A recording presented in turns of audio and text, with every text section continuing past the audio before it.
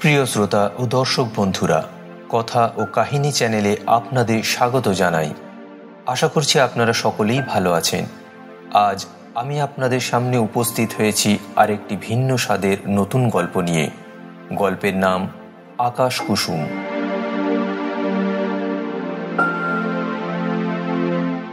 গল্পটি আকাশ আর কুসুমকে নিয়ে। দুজনে গত 2 বছর ধরে তাদের বৈবাহিক জীবন সুখ দুঃখ নিয়েই কাটাচ্ছে। নিতান্তই সাধারণ নিম্নবিত্ত পরিবার তাদের। আকাশ সামান্য আয়ের চাকরিজীবী। মাস গেলে সংসারপাতির খরচ সামলাতেই পকেট শূন্য হয়ে পড়ে আকাশের। বেচারা কিচ্ছুতেই বাড়তি টাকা আর সঞ্চয় করে উঠতে পারে না। ফলে বিলাসিতার জীবনযাপন তাদের কাছে যেন ধরা ছোঁয়ারও বাইরে। আর 5টা মেয়ের মতো কুসুমেরও চাওয়া পাওয়ার ফর্দ মাইল ফলক ছুঁলেও কুসুম তার বায়না নিয়ে কোনো দিনই আকাশকে অস্বস্তিতে ফেলেনি। অভিজাত জীবনে স্বপ্নকে একরকম মনের আড়ালে রেখেই নিজের জীবনে কুসুম আকাশকেই বেশি প্রাধান্য দিয়েছে। আকাশই তার জীবনের সব কিছু। একে অপরের প্রতি তাদের ভালোবাসা যেন এক অটুট বন্ধন। মাঝে একাত্র যে মনোমালিন্য হয়নি এমনটা নয়, তবে এদের বন্ডিংটা খুব ভালো। একতলা বাড়ির মধ্যে বৃষ্টি পড়লে ছাদ ছোঁয়া ফোঁটা ফোঁটা জল, ঘরের এক কোণে রাখা কিস্তি বাকি ফ্রিজ, 1 কাপ চায়ের পাশে দুজনের হাসাহাসিতে সেসব মনোমালিন্যও কোথায় যেন ঝাপসা হয়ে যায়। প্রাইভেট কোম্পানিতে চাকরিরত আকাশ 7 সকালে কাজে বেরিয়ে পড়লে কুসুমও তার ঘর সংসারের কাজে নেমে পড়ে। রান্নাবাড়া আর ঘরকান্না সমস্ত কাজ সেরে দুপুর গড়ালেই কুসুমের যেন আর সময় কাটতে চায় না। তাই ইদানিং সে তার বাড়িতে এক টিউশনি ক্লাস চালু করেছে। ছোট্ট খুদেদের নিয়ে ক্লাস। তাদের প্রতিবেশী মিনুদির ছোট্ট মেয়ে শ্রেয়া ছাড়াও পাশের পাড়ার দীপ, অদ্রিজা, ঋদ্ধিমা এরা সকলেই কুসুমের কাছে নিয়ম করে পড়তে আসে এবং এর থেকে অল্প বিস্তর যা কিছু অর্থ আসে সেটা কুসুম তার ছোট্ট জকমালায় সঞ্চয় করে রাখে। সন্ধ্যা পর্যন্ত পড়াশোনার পাঠ চুকে গেলে কুসুম অপেক্ষায় থাকে আকাশের বাড়ি ফেরার। আকাশ ফিরে এলে কুসুমের মনটা আনন্দে নেচে ওঠে যেন। মাঝে মধ্যে তারা বের হয় বাইরে ফুচকা আর ঝালমুড়ি খেতে। ফুচকা হলো কুসুমের পছন্দের জিনিস। সাথে তাদের সঙ্গী হয় আকাশের সদ্য কেনা সেকেন্ড হ্যান্ড স্কুটারটি। কলকাতা শহরের আনাচে কানাচে গজিয়ে ওঠা বড় বড় শপিং মলগুলি কুসুমকে যেন হাতছানি দিয়ে ডাকে। একাধবার সেই ডাকে সাড়া দিয়ে দুজনে ঢুমারতে ঢুকেও পড়ে সেই দোকানগুলিতে। নামি দামি ব্র্যান্ডের জিনিসপত্রগুলো পকেটের চাপে কিনতে না পারলেও মনের ফেভারিট লিস্টে সেগুলি সেভ করে রাখে কুসুম। প্রায় 1000 খানেক জিনিস তো সেট করাই আছে সেই লিস্টে। সাধ্যমতো আকাশও কোনোদিন কৃপণতা করেনি কুসুমের প্রতি। কুসুমের জন্য তার ভালোবাসা হৃদয় জোড়া। প্রত্যেক দিনের মতো এক সকালে আকাশ তার কাজে বেরিয়ে গেল। সবজি আনাজ বাড়িতে সব শেষ। আকাশ আজ বলেই গেছে তার অফিস থেকে ফিরতে দেরি হবে। আজ আর তার জন্য বাজার যাওয়া সম্ভব হবে না। তাই কুসুমকেই বাজারে যেতে হলো। বাজার সেরে ফেরার পথে প্রতিবেশী মিনুর সাথে কুসুমের দেখা। কুসুম বেশ কিছুদিন ধরেই লক্ষ্য করছে যে মিনুর আজকাল হাব ভাব পাল্টে গেছে। মিনুর পোশাক আশাক থেকে শুরু করে হাতের দামি ব্যাগ, গলায় সোনার চেন, হাতে 2 জোড়া সোনার বালা, এমনকি নতুন স্মার্টফোনটাও সদ্য কেনা। মিনুর কি তাহলে জ্যাকপট লেগে গেল নাকি? এই তো গত 2 মাস আগেও সাদামাটা ছাপোষা অবস্থা ছিল ওদের। তবে এ পাড়ায় একমাত্র মিনুর সাথেই কুসুমের বেশি ভাব। 2-1 কথার ফাঁকেই মিনুকে প্রশ্নটা করে বসল কুসুম, মিনুদি তোমার কি কোনো লটারি লাগলো নাকি? এই প্রশ্নে মিনুকে ইতস্তত হতে দেখে কুসুম হেসে টপিকটা চেঞ্জ করতে চাইল। আচ্ছা থাক থাক, এটা একান্তই তোমার সিক্রেট ব্যাপার। মিনু এবার ফিসফিস করে কুসুমের কানে বলল, আয় সব বলছি, চল আমার বাড়ি গিয়ে কথা হবে। মিনু এদিক ওদিক চেয়ে কুসুমকে সঙ্গে নিয়ে বাড়ির দিকে হাঁটা দিল। মিনু কুসুমের চেয়ে বয়সে বড়, তাই কুসুম মিনুকে দিদি বলেই সম্ভাষণ করে। মিনু তার দোতলা বাড়ির গেটটা খুলে কুসুমকে ভিতরে ঢোকাতেই প্রথমেই উঠোনে দাঁড় করানো রয়্যাল এনফিল্ড বুলেটটা কুসুমের চোখে পড়ল। এটা কবে নিলে মিনুদি? কুসুম বাচ্চাদের মতো প্রশ্ন করে বসল। মিনু শান্ত গলায় বলল, এই তো গতকালই তোর সৌরভদা নিয়ে এলো। ঘরে ঢুকতে একে একে কুসুম লক্ষ্য করল দেওয়ালে নতুন টিভি ঝুলেছে। সামনে রাখা পুরনো ফ্রিজের বদলে নতুন ডবল ডোর ফ্রিজ, তার উপর দাঁড় করানো সদ্য কেনা মাইক্রোওয়েভ ওভেন, তার পাশে রয়েছে ফ্রন্ট লোডেড ওয়াশিং মেশিন, যেটা আগে ছিল না। কুসুম প্রায়শই মিনুর বাড়িতে গল্পগুজব করতে আসতো। ইদানিং টিউশনি শুরু হবার পর থেকে আর তার এই বাড়িতে আসা হয়নি। কুসুম উত্তেজিত হয়ে মিনুর হাত দুটো ধরে প্রশ্ন করল, সত্যি বলো তো মিনুদি, হঠাৎ সব চেঞ্জ হলো কিভাবে? দাদার ব্যবসা কি এখন খুব রমরমা?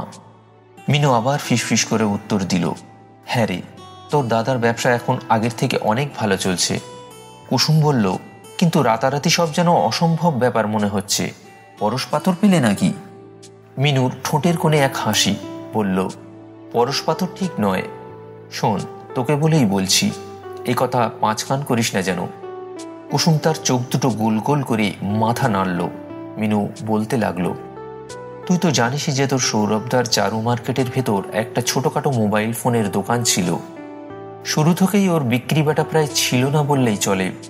মাসকে মাস ব্যবসায় লোকসানের ভার সামলানো মুশকিল হয়ে পড়েছিল।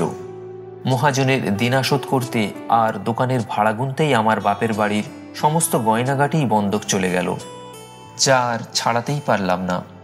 এদিকে দৈনন্দিন জীবনের খরচ খরচা টানতে কাল ঘাম ছুটে যায় আমাদের। শেষের 6টা মাস যা দিন গেছে আমাদের, তা শুধু আমরাই জানি। আমার এই অবস্থা শুনে মাস 3 আগে আমার এক খুড়তুতো দিদি আমাকে ফোন করে জানায় যে ওদের পাশের গ্রামে 1 সপ্তাহ হলো এক তান্ত্রিক বাবা এসেছেন। বড়ই আধ্যাত্মিক ব্যক্তিত্বের পুরুষ, সর্বক্ষণ যোগ সাধনায় মগ্ন থাকেন বাবা। অনেকেই তার কাছে নিজের নানান সমস্যা নিয়ে হাজির হয়। বাবার চমৎকার কিছু টোটকায় অনেকেরই দ্রুত সমস্যার সমাধান হয়েছে। আমাকেও দিদি অনেক করে বললেন যেতে। তোর দাদাকেও অনেক কষ্টে রাজি করিয়ে নিয়ে যাই ওখানে।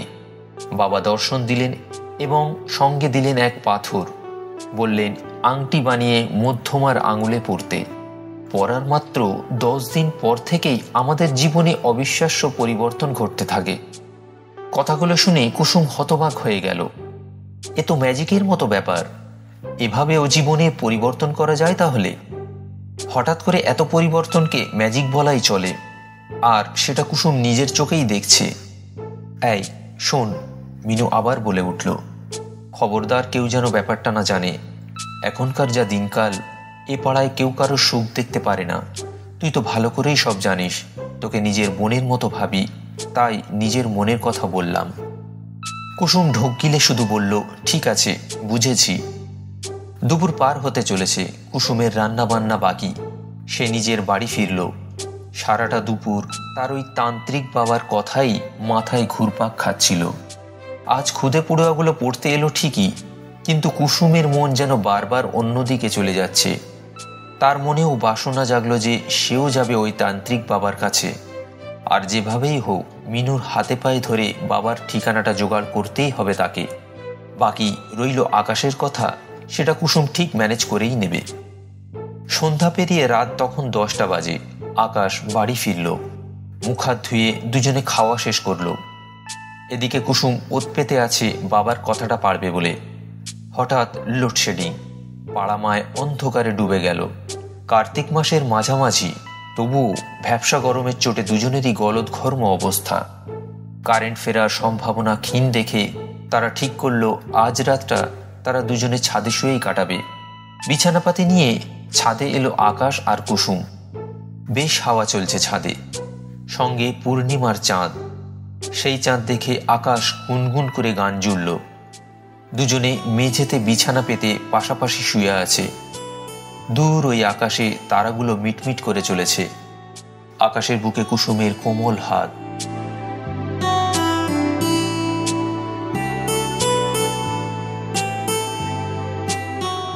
আকাশ আপন মনে গুনগুন করে চলেছে। হঠাৎ কুসুম আকাশকে প্রশ্ন করল, আচ্ছা, তোমার ইচ্ছা হয় না আমাদেরও একটা বড় বাড়ি হোক, দামি দামি গাড়ি হোক, বেশ খানিকটা সোনাদানা, আবার যখন যেখানে ইচ্ছা হতো ব্যাস চলে যেতে পারতাম, যেটা পছন্দ হতো সেটা কিনে নিতে পারতাম, জীবনটাই আলাদা হতো, তাই না? আকাশ একটু চুপ থেকে সায় দিল। ব্যাপারটা কি জানো? ওই যে আকাশের চাঁদকে দেখতে পাচ্ছ, ওরও দুটি দিক রয়েছে। এখন যে আমরা ওর আলোকময় দিকটা দেখতে পাচ্ছি, মনে করো নাও জীবনে বিলাসিতাটাও ওই চাঁদের আলোর মতোই, অথচ ঠিক তার উল্টো দিকটা কিন্তু ঘোর অন্ধকার আর বিভীষিকাময় ভরা। আজ পূর্ণিমার চাঁদটা দেখতে কতই না সুন্দর লাগছে, দেখতে দেখতে ওই চাঁদই একদিন অমাবস্যায় গা ঢাকা দেবে। আমাদের জীবনের প্রতিফলনটাও ঠিক ওই চাঁদেরই মতন। মানুষের জীবনেও ঠিক একইভাবে দুটি দিক রয়েছে। যার কাছে সুখ আছে তার কাছে বিলাসবহুল জীবনযাপন নেই, আবার কারো কাছে বিলাসবহুল জীবনযাপন তো আছে, কিন্তু একটু শান্তির আশায় বা একটু প্রকৃত ভালোবাসার খোঁজে সারাটা জীবনই তার কেটে যায়, অথচ জীবনে তার সুখ, শান্তি আর ভালোবাসা অধরাই থেকে যায়।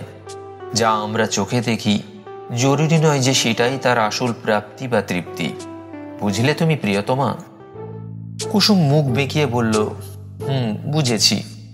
তুমি দেখছি দার্শনিক হয়ে গেছো, এবারের নোবেল প্রাইজটাও তোমাকে দিলেই হয়।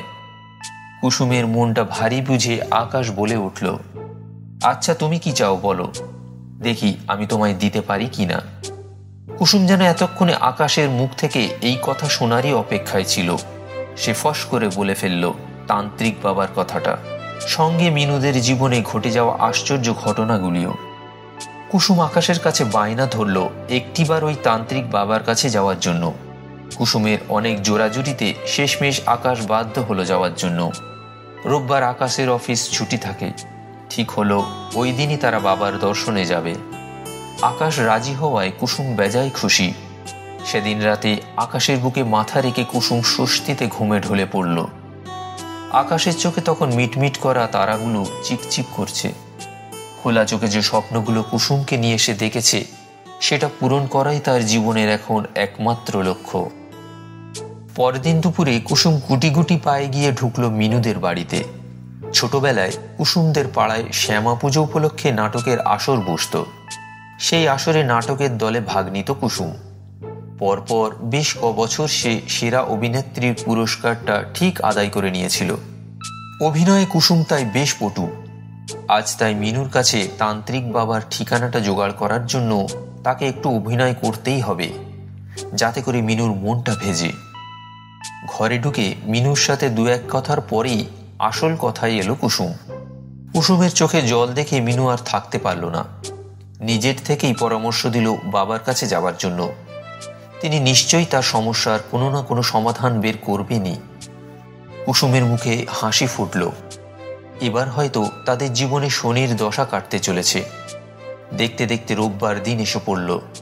সকাল সকাল নাওয়া খাওয়া সেরে দুজন মা দুর্গাকে প্রণাম ঠুকে বেরিয়ে পড়ল বাবার উদ্দেশ্যে। কুসুম আজ বেসনের লাড্ডু বানিয়েছে। বাবার জন্যেও গোটা 8 লাড্ডু নিল কোটোতে ভরে। আজ তাদের গন্তব্য বারাসাত। ঘণ্টা 3 পথ, সঙ্গে আকাশের 2 চক্রের বাহন। অনেক দিন হলো দূরে কোথাও বেরোনো হয়নি তাদের দুজনের। কাজেই আকাশ ভাবল যে বাবার দর্শনের ফাঁকে তাদের ঘোরাটাও বাড়তি পাওনা হয়ে যাবে। যশোর রোডের দুপাশে ঘেরা গাছপালা, মধ্যিখানে ঢালাই পিচের রাস্তা, দূরের ওই দিগন্ত পারে সবুজ ধান ক্ষেত আর নীল আকাশের ঝকঝকে সূর্য কুসুমের মনটাকে ফুরফুরে করে তুলছে। রোজকার জীবনে একঘেয়েমি কাটাতে এই ছোট্ট আনন্দগুলো দারুণ এক টনিকের কাজ দেয়। আকাশ আর কুসুমের এই ছোট চাওয়া পাওয়ার মধ্যেই এক আলাদা প্রশান্তি লুকিয়ে রয়েছে, যা তাদের ভালোবাসাকে দিন দিন আরো প্রাণবন্ত করে তুলছে। দুপুর পেরিয়ে দুজনে পৌঁছল নিশ্চিন্তপুর গ্রামে। এই গ্রামেরই শেষ প্রান্তে থাকেন তান্ত্রিক বাবা।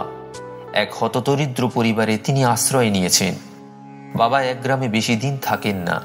3-4 মাস পর বাবা আবার অন্য কোনো গ্রামে গিয়ে আশ্রয় নেন। বিকেল পর থেকেই বাবা আসীন হন এই গ্রামের পুরনো বটগাছের তলায়। বটগাছের আশপাশটায় গোটা 30 ভক্তের সমাগম। গাছের তলায় বাবা চোখ বন্ধ করে ধ্যানমগ্ন হয়ে বসে জপ করছেন।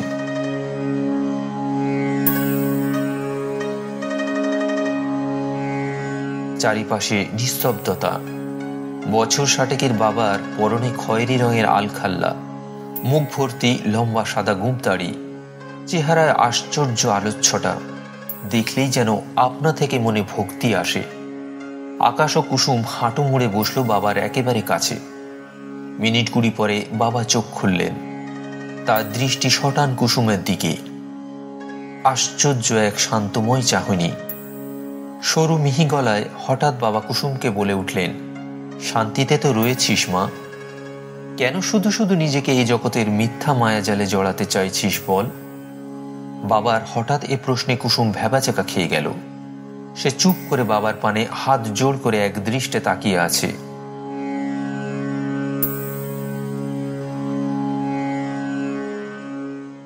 বাবা কিছুক্ষণ তার দিকে চেয়ে মৃদু হেসে বললেন, যেমন তোর ইচ্ছা, বলে তিনি পাশে রাখা ঝোলা থেকে একটা কালো রেশমের সরু দড়ি বার করলেন।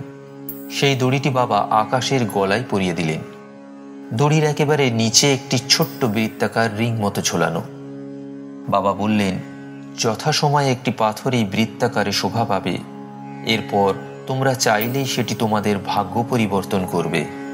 বাবার মুখ থেকে এই কথা শুনে কুসুম তার পায়ে প্রণাম করল। তার সঙ্গে আনা বেসনের লাড্ডুগুলো বাবার হাতে তুলে দিতে তিনি খুশি মনে তা গ্রহণ করে নিয়ে দুজনকে আশীর্বাদ করলেন। সেদিনকার মতো দুজনে বাবাকে বিদায় জানিয়ে বাড়ির পথে রওনা দিল।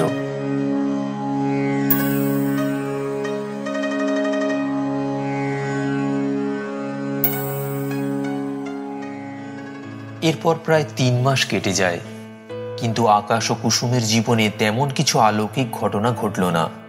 প্রতিদিন নিজেদের ভাগ্য পরিবর্তনের আশায় তারা বুক বেঁধে রয়েছে। তার উপর আকাশের অফিসে ইউনিয়ন সংগঠনের ডাকে অনির্দিষ্টকালের বন্ধ ডাকায় অফিসের গেটেও তালা ঝুলেছে। ফলে আকাশ এখন কাজহারা।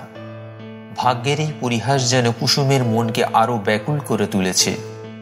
শেষে কুসুমি একদিন বাবার পরানো সেই কালো দড়িটি আকাশের গলা থেকে খুলে নিয়ে আলমারিতে পুরে রেখে দিল। বাবার প্রতি তার সত্য ধারণাটা এতদিনে ভাঙল। এদিকে কাজের সন্ধানে দিক বেদিক ছুটে বেড়াচ্ছে আকাশ। ওই দিন রাতে কলকাতার এক নির্জন রাস্তা ধরে আকাশ বাড়ি ফিরছিল। দূরে সারি সারি বিলাসবহুল সব ঘরবাড়ি আর 5 তারা হোটেলগুলো সোনালি আলোয় ঝলমল করছে। আকাশের মনে পড়ে গেল একদিন এই পথ ধরেই কুসুমকে সঙ্গে নিয়ে এসে যাচ্ছিল। সেদিন কুসুম তাকে বলেছিল, এরকমই কোনো এক বহুতলে তাদের একটা ফ্ল্যাট হবে, গাড়ি হবে। স্বপ্নে সেই দেওয়ালে কতই না রং বেরঙের আঁকা ছবি তারা সাজিয়ে রেখেছিল। কিন্তু ভাগ্যের কি পরিহাস, আজ তাদের দেখা স্বপ্নের বীজগুলো যেন কোথায় শুকিয়ে গিয়ে হারিয়ে গেছে। নিম্ন মধ্যবিত্তদের পুরো জীবনটাই যেন এই চাওয়া পাওয়ার দোলাচলেই কেটে যায়। স্বভাবতই আকাশের মনে প্রশ্ন জাগে, তাদের জীবনের চালচিত্র কি এতই সস্তার? বড় হবার স্বপ্ন দেখাটা যেন এই শ্রেণীর মানুষের কাছে এক মহাপাপ।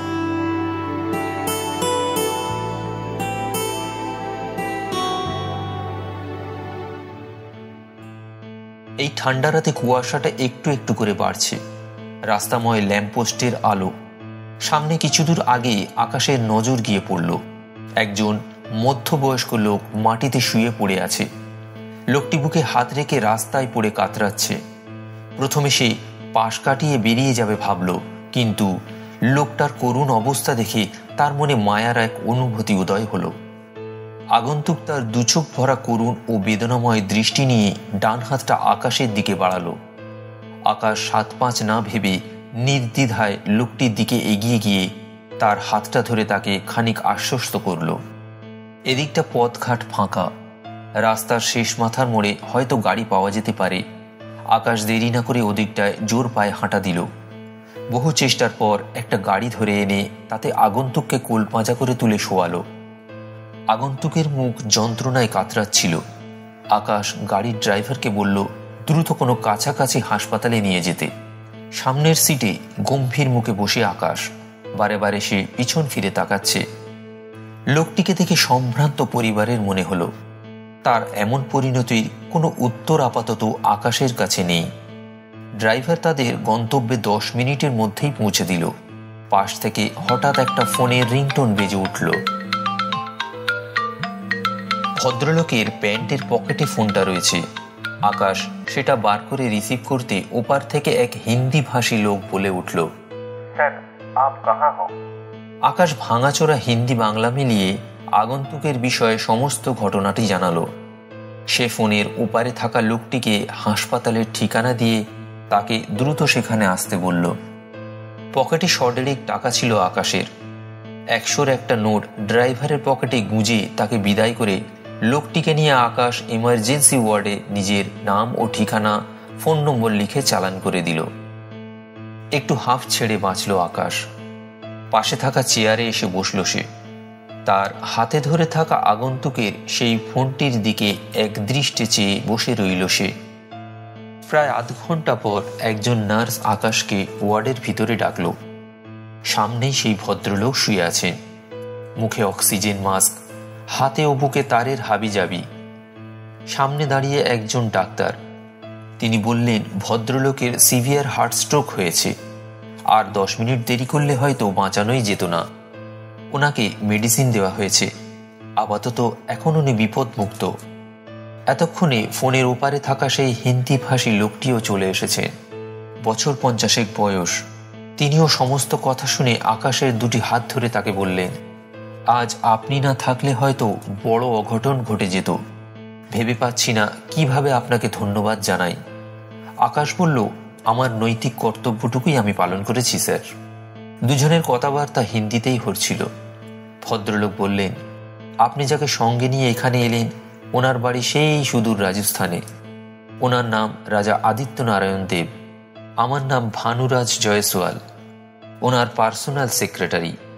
উনি জয়সলমেরের আদি রাজপরিবারের প্রবীণ সদস্য। রাজপরিবারতন্ত্র এদেশ থেকে উঠে গেছে ঠিকই, তবে এখনও রাজস্থানে তার যথেষ্ট নামডাক ও রাজসম্পত্তি রয়েছে। বর্তমানে এক ছেলে ও এক মেয়ে রয়েছে তার। স্ত্রীকে আগেই হারিয়েছিলেন তিনি, এবং তার 3 বছর পর তার বড় ছেলেরও অপঘাতে মৃত্যু হয়। বিগত কয়েক মাস ধরে ভীষণ শারীরিক অসুস্থতায় ভুগছেন তিনি। শেষে কলকাতার এক বড় ডাক্তারের সন্ধান পেয়ে ওনাকে এখানে নিয়ে আসে চিকিৎসা করাতে। সঙ্গে ওনার ছোট ছেলেও এসেছেন। ছোট ছেলেকে না দেখতে পেয়ে আকাশ তার কথা জিজ্ঞাসা করাতেই ভদ্রলোক প্রসঙ্গটি এড়িয়ে গেলেন। রাত অনেক হচ্ছে দেখে আকাশ আর কথা বাড়ালো না। ওদিকে কুসুম বাড়িতে একা। সেই রাতের মতো আকাশ ভানুবাবুর কাছ থেকে বিদায় নিয়ে বাড়ি ফিরল। আকাশ বাড়ি ফিরে দেখে কুসুম অধীর আগ্রহে তার অপেক্ষায় রয়েছে। আকাশ হাত মুখ ধুয়ে নিয়ে সংক্ষেপে তাকে রাতের ঘটনাটা শোনালো। রান্নার ভাত বাড়তে বাড়তে কুসুম বলল, আগেকার লোকেরা বলতো রাজাদের প্রাণ রক্ষা করলে নাকি সে দেশের রাজারা সোনাদানা হিরে জহরত বিলিয়ে দিতেন। তা তোমারে রাজা কি দিলেন তোমায়? আকাশ হেসে বলল, ও রাজা এখন নিজের জ্বালায় অস্থির, এখনো অচেতন হয়ে শয্যাশায়ী। তাছাড়া তার কোনো দরবারও নেই এখানে। কে দেবে তাকে সোনাদানা? রাজা প্রাণে বাঁচলে তাতেই রক্ষে। পরদিন দুপুরে আকাশের ফোনে একটা কল এলো। ভানুবাবুর ফোন। কাল রাতে হাসপাতালের এমার্জেন্সি ওয়ার্ডে আকাশ তার ঠিকানা ও ফোন নম্বর দিয়ে এসেছিল। ভানুবাবু সেই নম্বর জোগাড় করে তাকে ফোনটা করেছেন। তিনি জানালেন যে রাজা আদিত্য নারায়ণের জ্ঞান ফিরেছে। তিনি এখন অনেকটাই সুস্থ। জ্ঞান ফেরার পরই আকাশের খোঁজ করেন। তার ইচ্ছা আকাশ তার সঙ্গে যেন একটিবার দেখা করে। রাজা সাহেবের এই অনুরোধ আকাশ ফেলতে পারল না। হাসপাতালে আরও 2 দিন থাকছেন রাজা। রাজা বলে কথা, তাই তাকে চাক্ষুষ দেখার সুযোগটা কুসুমও হাতছাড়া করতে চাইল না। পরের দিন আকাশ কুসুমকে সঙ্গে করে নিয়ে হাসপাতালে গেল রাজা সাহেবকে দেখতে। হাসপাতালের বেডে শুয়ে রাজা। যৌবনে যে দেখতে সুপুরুষ ছিলেন তা আজও রাজা সাহেবের চেহারা দেখলে বোঝা যায়। চেহারায় শুধু বার্ধক্যের ছাপটাই যা পড়েছে। লম্বা চওড়া দোহারা চেহারা। আগেকার রাজাদের মতো এইয়া বড় গুঁফ না থাকলেও এ রাজার মুখে ছিমছাম ফ্রেঞ্চ কাট সাদা দাড়ি। দুজনে গিয়ে দাঁড়ালো রাজা সাহেবের ঠিক পাশে। আকাশ তার পরিচয় দিল। আকাশ আর কুসুমকে দেখে রাজা সাহেবের গোলাপি সরু ঠোঁট দুটির কোণে এক স্বস্তির হাসি। আকাশ প্রশ্ন করল রাজা সাহেবকে, কেমন আছেন রাজা সাহেব? রাজা সাহেব মুচকি হাসলেন। তিনি উত্তর দিলেন, আগের থেকে একটু ভালো, তবে এ শরীর আর সাথ দিচ্ছে না। অনেক আশা নিয়ে বেঁচে আছি যে নিজের নাতনির বিয়েটুকু অন্তত দেখে যাব। আর মাত্র 10 দিন বাকি ওর বিয়ের। তারপর ও চলে যাবে বিলেতে। সেখানেই তো হবে ওর শ্বশুর বাড়ি। নাত জামাইও রাজবংশের জ্ঞাতির, বিশাল সম্পত্তির অধিকারী। রাজা সাহেব একটু থেমে বললেন, আমার ইচ্ছা তোমরাও আমার নাতনির বিয়েতে আসো। একথা শুনে আকাশ ও কুসুম একে অপরের দিকে মুখ চাওয়াচাওয়ি করল। তা দেখে রাজা বলে উঠলেন, এর জন্য তোমাদের কিছুই করতে হবে না। তোমাদের আতিথেয়তার যাবতীয় দায়িত্ব হবে আমার। তোমরা হবে রাজপরিবারের বিশেষ অতিথি। তোমাদের আসা যাওয়া, থাকা ও খাওয়ার কোনো চিন্তাই তোমাদের করতে হবে না। সব ব্যবস্থাই আমি করে দেব।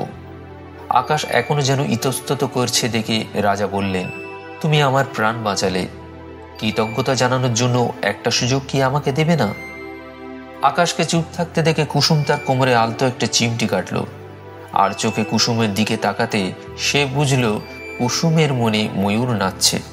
ওর ঠোঁটের ইশারা বুঝে নিয়ে আকাশ রাজা সাহেবকে বলল, ঠিক আছে, যেমন আপনার ইচ্ছা।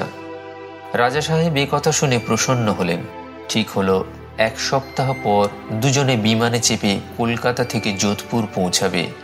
সেখান থেকে রাজা সাহেবের গাড়িতে করে আবার পৌঁছাবে রাজার রাজমহলে। 7 দিন 6 রাতের জন্য দুজনে রাজার রাজবাড়িতে বিয়ের বিশেষ অতিথি। রাজপ্রথা মেনে বিয়ের জন্য আমন্ত্রিত সমস্ত বিশেষ অতিথিদের জন্য থাকছে রাজপোশাক, যা যোধপুরের রাজারা বিয়েতে তাদের আমন্ত্রিত বিশেষ অতিথিদের উপহার স্বরূপ দিয়ে থাকেন। আকাশ কুসুমকে সেই মতো রাজা সাহেবের পক্ষ হতে কলকাতার নামি দামি দোকান থেকে নিজেদের পছন্দ মতো কাপড় বানানোর জন্য বলা হলো। বাকি টুকিটাকি কেনাকাটার জন্য কুসুম ভাঙল তার পুরনো জকমালাটি। রাজবাড়ির আমন্ত্রণ বলে কথা, এ যুগে এমন সাক্ষাৎ সুবর্ণ সুযোগ হয়তো তাদের জীবনে আর দ্বিতীয়বার আসবে না। সুবিধা মতো একদিন দুজনে বেরোলো কেনাকাটা করতে।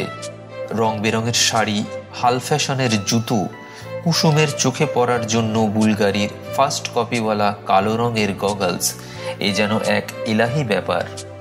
সপ্তাহখানেক থাকার মতো জামা কাপড় আর ইমিটেশনযুক্ত জুয়েলারি কিনতেই পুরো জমা টাকাটাই তাদের চলে গেল। তাতে দুজনেরই কোনো আফসোস নেই। আজ দুজনের মনে এক আলাদা উত্তেজনা। দেখতে দেখতে একটা সপ্তাহ কেটে গিয়ে যোধপুরে রাজপরিবারে বিয়ের অনুষ্ঠানে যাওয়ার দিনটি কাছে চলে এলো। বেরোনোর একদিন আগেই ভানুবাবুর ফোন এলো। তিনি বলে দিয়েছেন সকাল 9টার মধ্যে দুজনকে ব্যাগপত্র নিয়ে তৈরি থাকতে। কথা মতো বেলা 10টা নাগাদ আকাশদের ছোট্ট একতলা বাড়ির সামনে এক নীল রঙের বিদেশি ফোর্ড গাড়ি এসে দাঁড়ালো। গাড়ির ভিতর থেকে সাদা উর্দি পরা ড্রাইভার নেমে রাজা সাহেবের লেখা নামের একখানা কার্ড দিয়ে বলল, আপনাদের দুপুর 1টা নাগাদ ফ্লাইট আছে, আমি আপনাদের নিতে এসেছি। ড্রাইভার জানালো এয়ারপোর্টে তাদের দুজনের প্লেনের টিকিট সহ সমস্ত ব্যবস্থাই করা আছে। দামি শীতাতপ নিয়ন্ত্রিত গাড়িতে উঠতেই শীতল সুগন্ধে ভরা বাতাবরণ দুজনকে এক অন্য জগতে ভাসিয়ে দিল। ব্যস্ত কলকাতার জ্যাম রাস্তার বুক চিরে ফোর্ড গাড়িটি তখন তার চরম গতিতে এগিয়ে চলেছে। সামনে দাঁড়িয়ে থাকা সারি সারি শপিং মলগুলি একসময় কুসুমকে হাতছানি দিয়ে ডাকত, আজ তারাই যেন কুসুমকে কুর্নিশ জানাচ্ছে। মালপত্র নিয়ে এয়ারপোর্টের সমস্ত চেকিং পর্ব সেরে দুজনে প্রস্থান করল বোর্ডিং গেটের দিকে।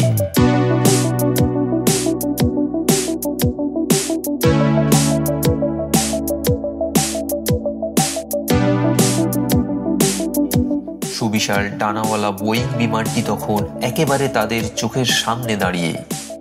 আকাশ কুসুমের দিকে তার চোখের ভুরু দুটি দুবার উঁচুতে তুলে তাকালো। কুসুমও ঠিক সেই সময় টকাস করে তার বাম চোখটি একটি বারের জন্য টিপল। বিজনেস ক্লাসে তাদের দুজনের সিট বুকিং রয়েছে। রাজা সাহেবের বিশেষ অতিথি বলে কথা। রাজা আদিত্য নারায়ণও দুজনের সাড়ম্বরতায় যেন কোনো খামতি রাখতে চাননি। একটা সময় প্লেনটি যখন রানওয়ের পথে দ্রুত গতিতে ছুটে চলেছে, কুসুমের স্বপ্নের ডানাগুলো যেন আস্তে আস্তে আকাশের কোলে ঝাপটা দিয়ে ওই দূর গগনের বুকে সাদা সাদা মেঘের দেশে সম্প্রসারিত হতে লাগল।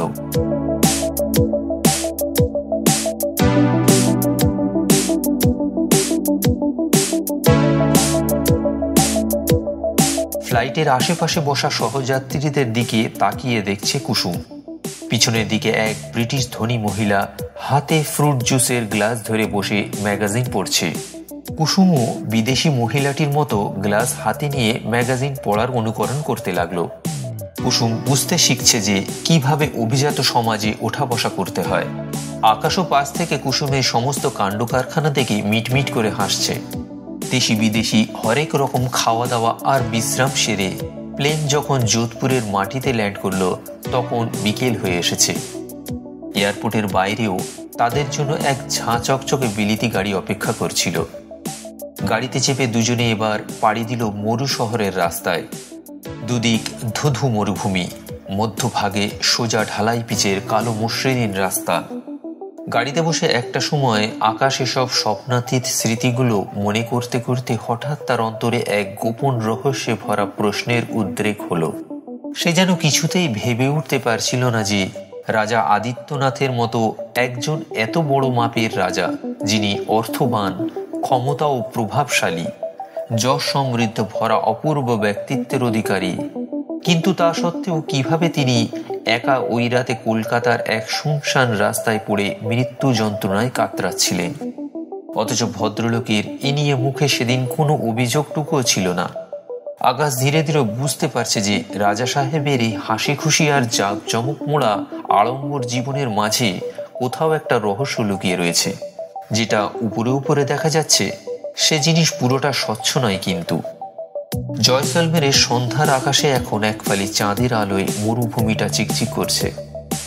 দূরে ওই দেখা যাচ্ছে রাজমহলের সুদীর্ঘ শাহী ফটক, যার ওপারে রয়েছে রাজ পরিবারের আরেক রহস্যে ভরা বৈচিত্র্যময় রাজকাহিনী।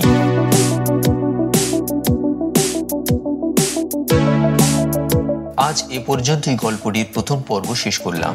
এর পরবর্তী এবং শেষ পর্ব নিয়ে আমি শীঘ্রই আপনাদের সামনে উপস্থিত হব। গল্পটি যদি আপনাদের ভালো লেগে থাকে তাহলে গল্পটিতে অবশ্যই একটি লাইক দিন, এবং এই ধরনের আরও গল্প শুনতে চাইলে আমাদের এই চ্যানেলটিকে অবশ্যই সাবস্ক্রাইব করুন। ভালো থাকুন, সুস্থ থাকুন।